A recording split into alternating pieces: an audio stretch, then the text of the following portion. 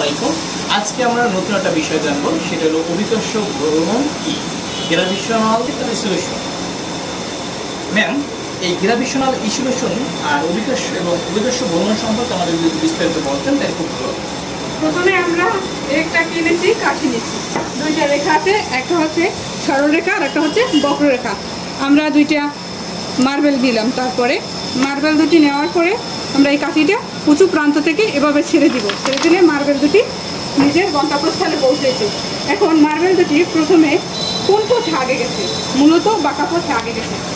পথ আগে গেছে কিনা, সরল পথ আগে গেছে কিনা, এই বিষয়টা এখানে না? আচ্ছা, অনেক সুন্দর। আমরা আরেকবার একটু দেখি জিনিসটা, আর তারপর আমরা জেনে নেব হোয়াট ইজ গ্র্যাভিটেশনাল ইসোলেশন। আচ্ছা ম্যাম, একটু আমরা দেখি এই পাশ থেকে একটু দেখালে মনে হয় ম্যাম সব থেকে বেটার হইতো। আপনি একটু এই পাশে আসেন।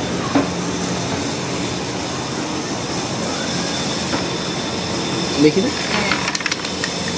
হ্যাঁ, এটা আসলে অনেক চমৎকার জিনিস, কারণ আমরা বক্রপথে দেখতে পাইতেছি যে বক্রপথ থেকে আমরা যদি কোনো বস্তু ছেড়ে দেওয়া হয় সেটা সবার আগে পৌঁছায়, এবং সরলপথ থেকে যদি আমরা সরলপথ থেকে সরলরেখা বরাবর যদি কোনো বস্তু ছেড়ে দিই তাহলে সেটা কি একটু দেরিতে পৌঁছায়। কারণ আমাদের সরলরেখায় তো কোনো গতির বাধা পায় নাই, শক্তি সঞ্চিত হয় নাই, কিন্তু আমাদের বক্রপথে কিন্তু গতির বাধা পেয়েছে।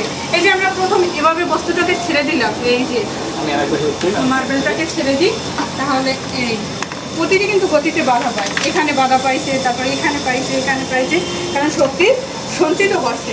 যখন এইখান থেকে এইখানে এসে আবার কি বাধা পেয়েছে, আবার এখানে কি শক্তি সঞ্চয় করছে, আবার এখান থেকে কি বাধা পেয়েছে। এইভাবে যদি আগায় তাহলে বিষয়টা কি সবার আগে পৌঁছাতে পারে, সরল পথের আগে। তার মানে সরল পথের আগে বক্রপথে পৌঁছানো খুবই সহজ। এটা ছিল এই আজকের সংক্ষিপ্ত বিষয়। অসংখ্য ধন্যবাদ ম্যামকে।